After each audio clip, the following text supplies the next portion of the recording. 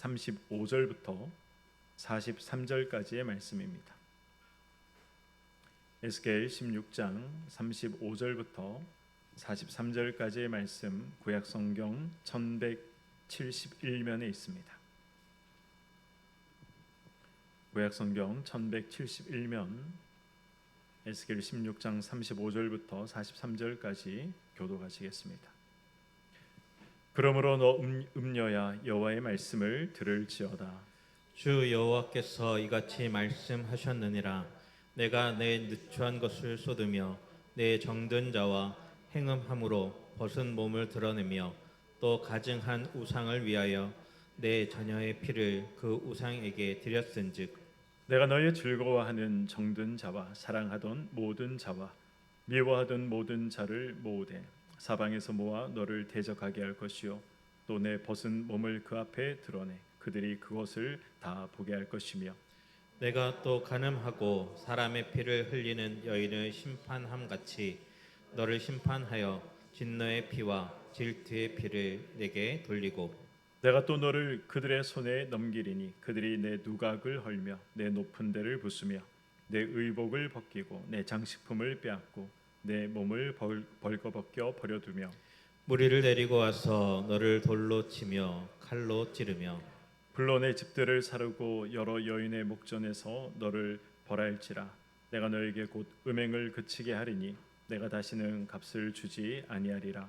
그리한즉 나는 내게 대한 내 분노가 그치며 내 질투가 내게서 떠나고 마음이 평안하여 다시는 노하지 아니하리라. 함께요. 내가 어렸을 때를 기억하지 아니하고 이 모든 일로 나를 분노하게 하였은즉 내가 내 행위대로 내 머리에 보응하리니 내가 이 음란과 내 모든 가증한 일을 다시는 행하지 아니하리라. 주 여호와의 말씀이니라. 아멘. 네, 우리 명절 연휴가 시작이 되었는데 이렇게 또 말씀의 자리, 또 기도의 자리에 나오신 우리 성도님들 환영하고 축복합니다. 네, 우리 오늘 에스겔 16장 우리 35절에서 43절의 말씀은 하나님께서 법정에서 판결문을 마치 읽으시는 듯한 그러한 이제 내용으로 구성이 되어 있습니다. 그래서 하나님께서 어떤 이 판결문, 어떤 이 내용으로 하나님이 판결을 하시는가, 오늘 그 내용을 중점적으로 한번 살펴보도록 하겠습니다. 우리 결혼을 하게 되면 부부간의 사랑은 이제 철저히 배타적인 사랑이 됩니다. 정서적으로 육체적으로 다른 남자 혹은 다른 여자와 공유할 수 없는 것이 바로 이 부부간의 사랑이 되는 것이죠. 다른 남자와 혹은 다른 여자와 사랑을 공유할 수 없습니다. 정서적인 사랑이든 육체적인 사랑이든 결코 그러한 이제 내 아내에게만 또 내 남편에게만 이 공유되어야 하는 사랑, 그 사랑을 다른 남자, 다른 여자에게 공유가 되어서는 안 되는 것이죠. 만약 이 부부 사이에 이런 사랑의 배타성이 무너지게 되면 신뢰가 깨어지게 되는 것이죠. 신뢰가 깨어지면 어떻게 됩니까? 관계 자체가 이제 무너지게 되는 것입니다. 에스겔 16장을 보시면 이 예루살렘을 어떻게 묘사하고 있습니까? 하나님의 신부다, 왕후다, 언약의 배필이다, 이렇게 성경은 말씀을 하고 있습니다. 에스겔 16장뿐만 아니라 구약의 메시지를 쭉 보시면 또 신약의 메시지를 쭉 보시면 이스라엘 백성들 그리고 또 하나님을 섬기는 저와 여러분들을 어떻게 말씀하고 있습니까? 우리가 하나님의 신부다, 예수 그리스도의 신부다, 이스라엘 백성들이 또 하나님의 신부다, 이렇게 말씀하고 있지 않습니까? 그런데 그런 신부가, 아내가 남편을 배반하고 다른 신을 쫓아서 음행했다라는 이러한 사실을 고발을 하고 있는 것이죠. 오늘 본문은 이 부부의 신뢰와 이러한 관계를 깨뜨려 버린 이 이스라엘 백성들을 향해서 마치 앞에서 제가 말씀드린 것처럼 법정에서 판사가 판결문을 선언하듯이 이스라엘 백성들을 향해서 하나님께서 읽어 내려가시는 그런 판결문과도 같은 내용들이 기록이 되어 있습니다. 먼저 35절에서 36절 말씀을 보도록 하겠습니다. 그러므로 너 음녀야 여호와의 말씀을 들을지어다. 주 여호와께서 이같이 말씀하셨느니라. 내가 내 누추한 것을 쏟으며 내 정든 자와 행음함으로 벗은 몸을 드러내며 또 가증한 우상을 위하여 내 자녀의 피를 그 우상에게 드렸은즉. 하나님께서 지금 먼저 무엇을 말씀하고 계십니까? 내가 왜 이런 판결을 내리는지 그 판결의 이유에 대해서 하나님이 먼저 말씀하고 계시죠. 판결의 이유가 무엇입니까? 누추한 것을 쏟으며 자녀의 피를 흘렸다라고 말씀하고 있습니다. 내가 너희들에게 판결을 내리는데 판결을 내리는 이유가 너희들이 누추한 것을 쏟으며 자녀의 피를 흘렸기 때문이다라고 말씀하고 있는 것입니다. 누추한 것이란 무엇입니까? 누추한 것이란 이스라엘 백성들의 추한 모습, 하나님 앞에서 보이지 말아야 할 음행의 모습, 그러한 모습, 그 추한 모습들을 지금 하나님 앞에서 다 쏟아냈다. 숨김없이, 남김없이 하나님 앞에 다 드러냈다, 보였다라는 것이죠. 이스라엘의 이러한 추한 모습이란 어떤 모습입니까? 이 모습이란 어떤 모습입니까? 벗은 몸을 드러낸 것입니다. 벗은 몸이 드러나면 일반적인 사람들은 어떤 이 마음이 들어야 됩니까? 어떤 생각이 들어야 됩니까? 수치심, 부끄러움 이런 것들이 드는 것이 정상적인 생각과 마음 아니겠습니까? 그런데 이스라엘은 지금 어떻다라고 하고 있습니다. 벗은 몸을 지금 스스로 드러냈다라고 말씀하고 있는 것이죠. 이것이 의미하는 것이 무엇입니까? 스스로 벗은 몸을 드러냈다. 수치심도 없고 부끄러움도 몰랐다라는 것이죠. 그러니 자신의 벗은 몸을 이 사람들 앞에서 드러내고 보여준 것이죠. 이것이 의미하는 것이 무엇입니까? 죄를 짓고도 부끄러워할 줄 모르는, 죄를 짓고도 그것이 죄인지 모르는, 수치를 느끼지 못하는 그런 이스라엘 백성들의 영적인 상태, 그 상태를 지금 이렇게 표현하고 있는 것입니다. 자신의 벗은 몸을 스스로 드러냈다라는 말씀으로 이스라엘 백성들이 지금 죄에 대해서 얼마나 둔감해졌는가, 이스라엘 백성들이 죄를 범하면서도 그 죄에 대해서 이 부끄러움이나 수치심을 결코 전혀 가지지 않고 있다라는 사실을 말씀하고 있는 것이죠. 지난 시간에도 우리가 살펴보지 않았습니까? 이스라엘 백성들이 이 음행의 장소를 어디에서 음행의 장소를 택했다라고 성경이 말씀하고 있습니까? 거리에서 누각을 지어서 사람들이 거리에 지나가면서 다 쳐다볼 수 있도록 높은 누각을 지어서 길 어귀에서, 길이 시작되는 초입에서 그곳에서 산당을 짓고 그곳에서 음행을 범했다라고 성경이 말씀하고 있지 않습니까? 거리, 길 어귀 이러한 곳들은 다 어떤 장소라고 말씀을 드렸습니까? 이 사적인 장소가 아니라 공공 장소입니다. 사람들이 많이 다니는, 사람들이 다 이용하는 그런 공공 장소에서 이스라엘 백성들이 음행을 벌이고 있었지만 그럼에도 불구하고 그것이 죄인지 몰랐다라는 것이죠. 우리가 하나님 앞에 마음이 굳어지면 우리가 결국 어떻게 되는 것입니까? 하나님 앞에 우리가 숨어서 죄를 짓던, 그래도 이것이 죄다라는 것을 우리가 알고 있기 때문에 우리가 은밀하게 죄를 범하고 숨어서 죄를 범했지만, 그러나 이제 더 이상 이런 은밀함조차도 사라지고 만 것이죠. 그래서 이러한 사적인 죄들이 이제 공적으로 다 허용이 되고 마는 것입니다. 그래서 우리가 이 죄에 대해서 점점 둔감해지고 마음이 굳어지면 어떻게 됩니까? 이제 이 죄가 사회의 질서가 되는 것이고 하나의 제도가 되는 것이고 법으로 만들어지게 되는 것입니다. 우리가 이런 부분들에 깨어 있지 않고 우리가 이런 부분들에 세상이 변하니 어쩔 수 없다, 그런 식으로 우리가 생각하고 있으면 우리가 세상이 죄로 물들어가는 것을 보면서도 방관만 하면서 우리도 함께 그것을 우리가 적극적으로 죄를 함께 범하는 것은 아닐지는 모르지만, 그러나 우리 역시 그 죄를 방관하는 것이기 때문에 동일한 죄를 하나님 앞에서 범한다라는 사실을 우리가 잊지 말아야 하는 것입니다. 이스라엘은 계속되는 정욕과 음행으로 마음이 점점 굳어져 갔습니다.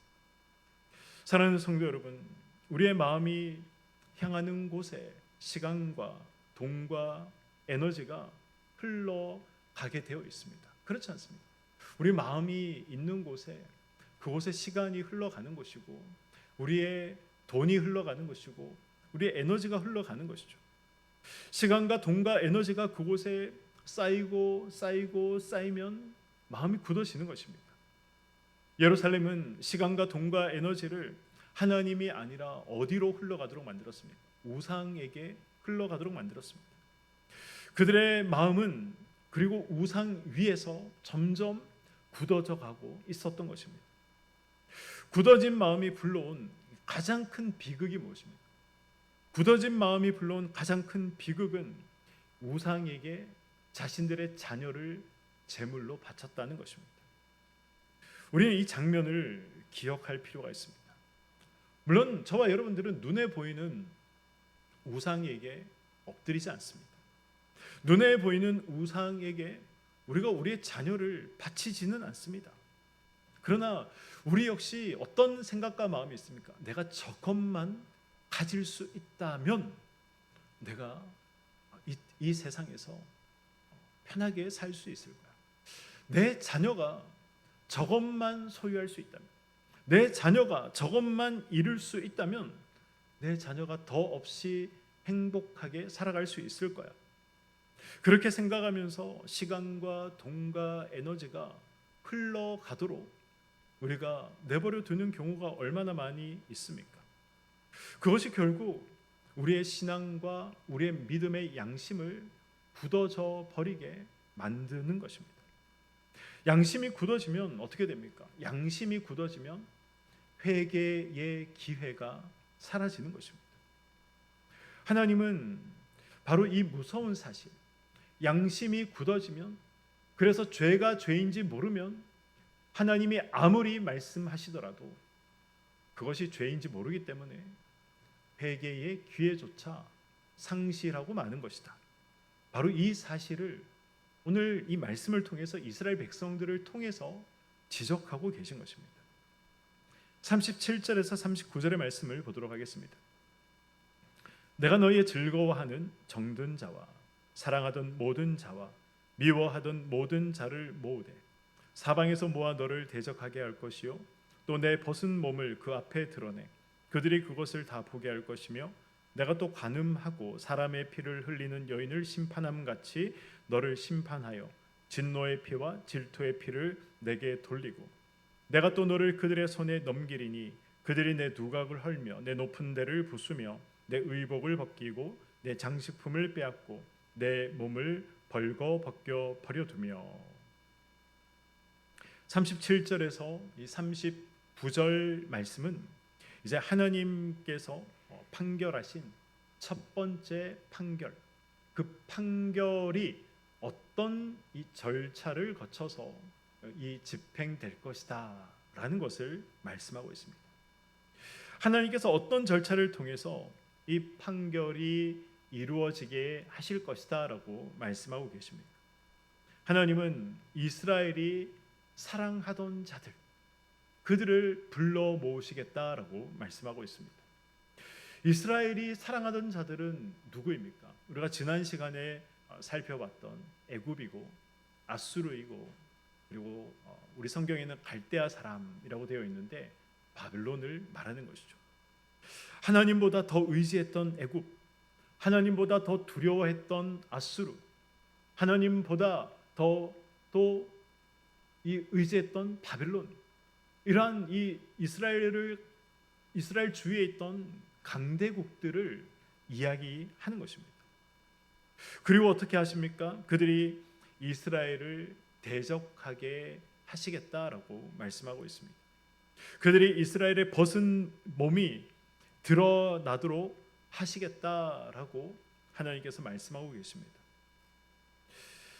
우리의 죄악을 하나님께서 드러나게 하실 때가 있습니다. 우리가 그런 경우들을 개인적으로도 우리가 경험할 때가 있지만 또 우리가 그런 경우들을 볼 때가 많이 있지 않습니까?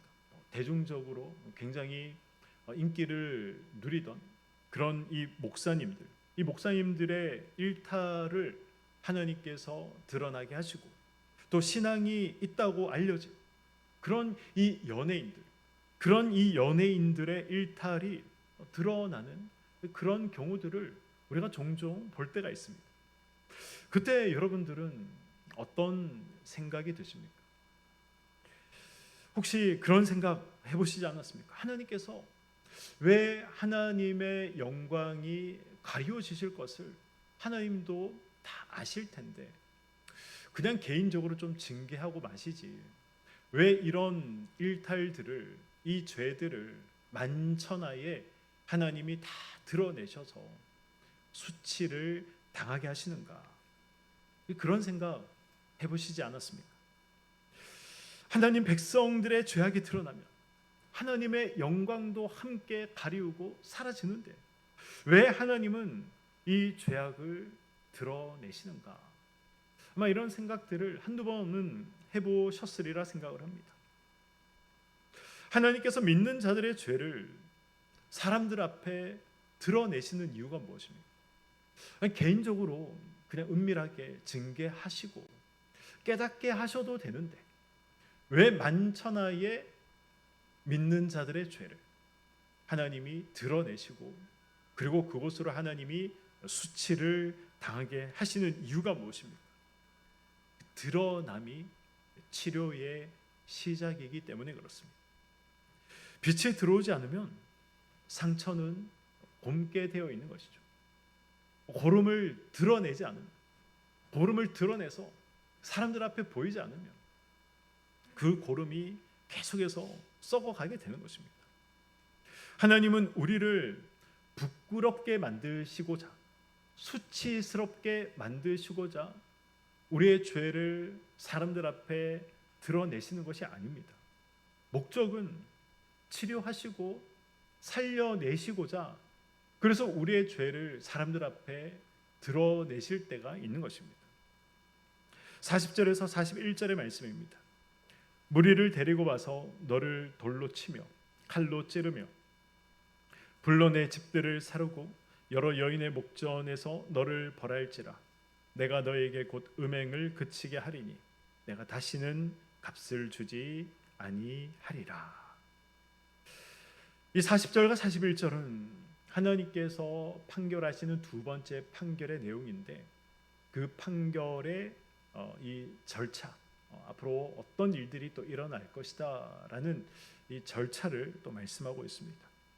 무리가 돌과 칼로 심판을 집행할 것이다 라고 말씀하고 있죠. 그리고 집이 불타며 산당이 허물어질 것이다 라고 말씀하고 계십니다. 신명기 22장을 보시면 우리가 잘 알고 있는 율법 하나가 기록이 되어 있습니다. 그 율법의 내용이 무엇입니까? 간음한 자는 돌로 쳐 죽이라라는 내용입니다. 사실 이것 때문에 예수님 앞에 이 간음한 여인이 붙잡혀 왔을 때 사람들이 돌로 치려고 했지 않습니까? 율법에 기록이 되어 있기 때문에, 신명기 22장에 이렇게 기록이 되어 있기 때문에 돌로 쳐서 죽이는 것은 율법에 기록된 내용을 그대로 따르는 행위였습니다. 본문은 바로 이 신명기 22장, 이 간음한 자는 돌로 쳐서 죽여라 라는 이 말씀과 연관이 있는 표현입니다. 이스라엘의 이 본 남편은 누구입니까? 하나님이시죠. 그러나 이스라엘은 하나님을 버리고 지금 이방 신들을 섬기는 영적인 간음을 행하고 있었습니다. 율법은 간음한 자를 돌로 쳐서 죽여라, 그렇게 말씀을 하고 있기 때문에 이스라엘 백성들이 돌에 맞아 죽어가는 것은 율법에 입각한 그런 아주 공의로운 심판의 내용이다라고 이야기할 수 있는 것이죠. 그러나 이스라엘을 공격하는 자들은 돌로 치는 것으로 분이 풀리지 않아서 어떻게 합니까? 칼로 이 여인의 몸을 찌를 것이다 라고 하나님께서 또 예언하고 계신 것입니다.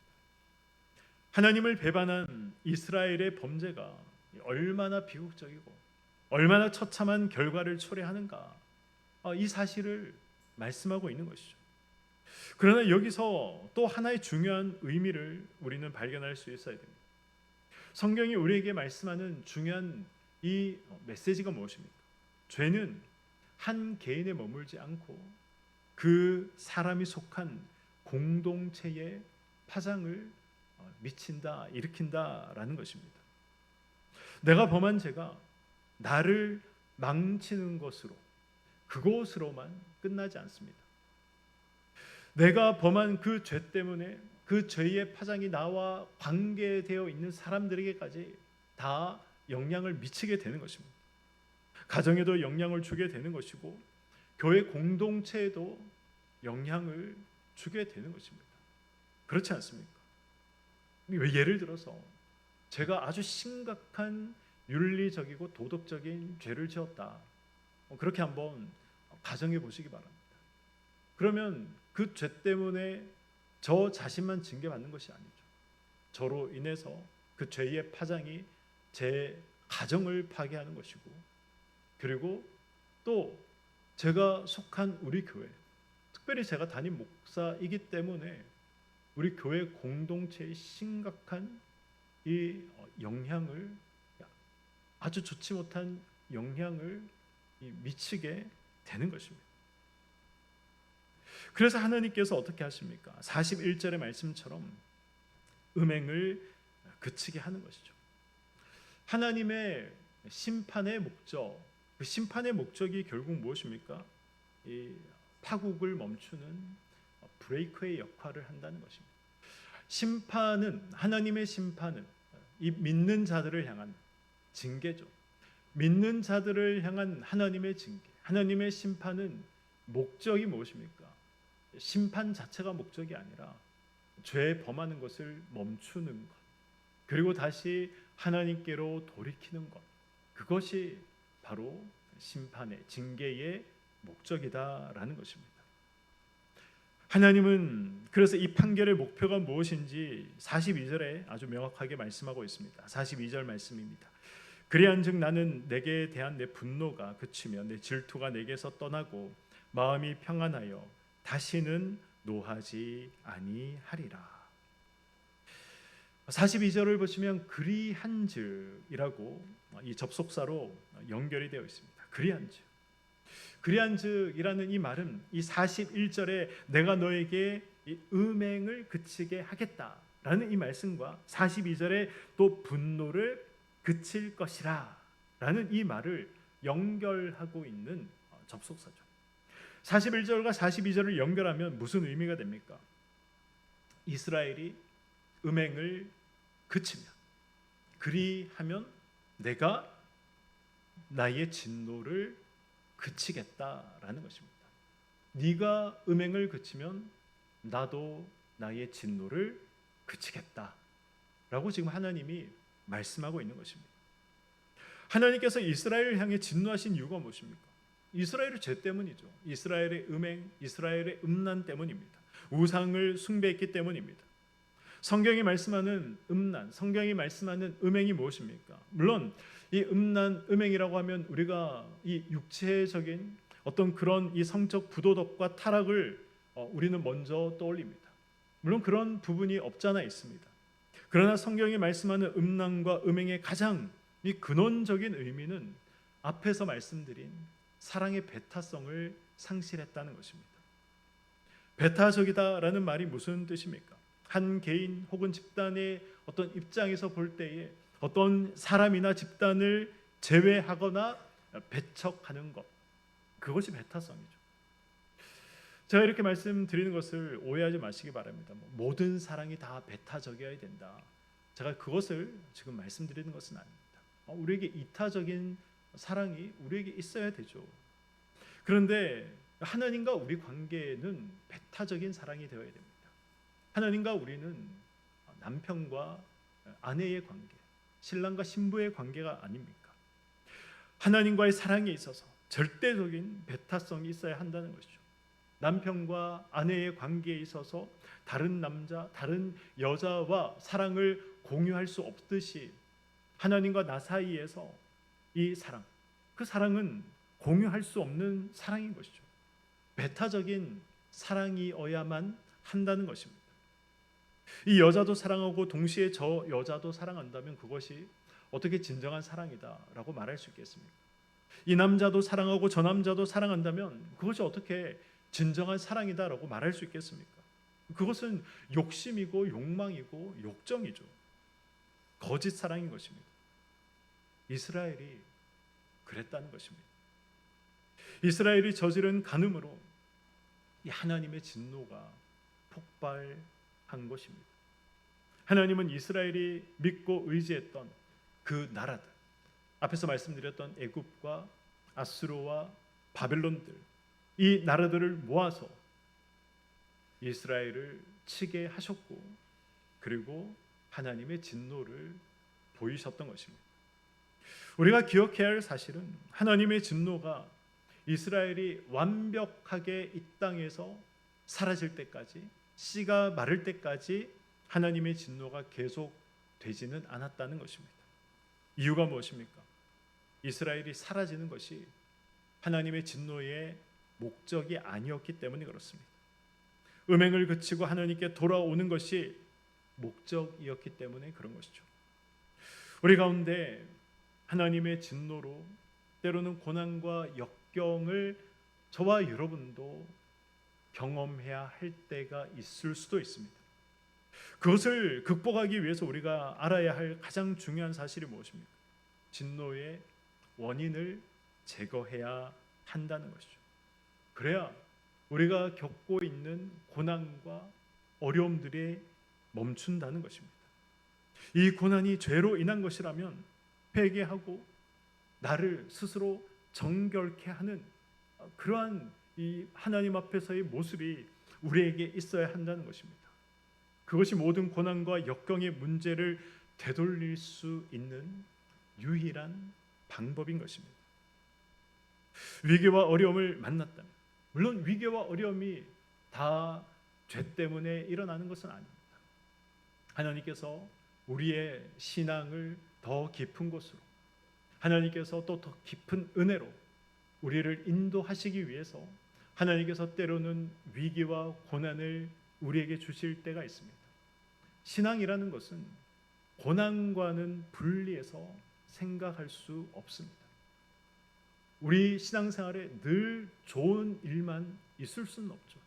그것은 성경이 말씀하고 있는 신앙생활이 아닙니다. 그것은 성경이 말씀하고 있는 믿음 생활이 아닙니다. 제가 돌아오는 주일에도 이 내용으로 제가 말씀을 전하겠지만, 우리 믿음 생활은 항상 고난과 고통이라는 이것과 다 연결이 되어 있습니다.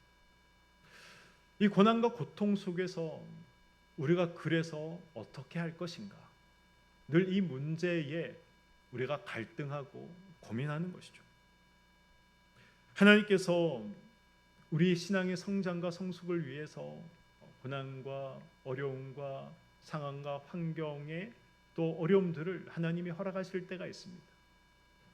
그러나 또 우리의 죄 때문에, 하나님 앞에서 해결하지 못한 우리의 죄 때문에 또 하나님께서 그런 어려움들을 우리에게 주실 때도 있는 것이죠.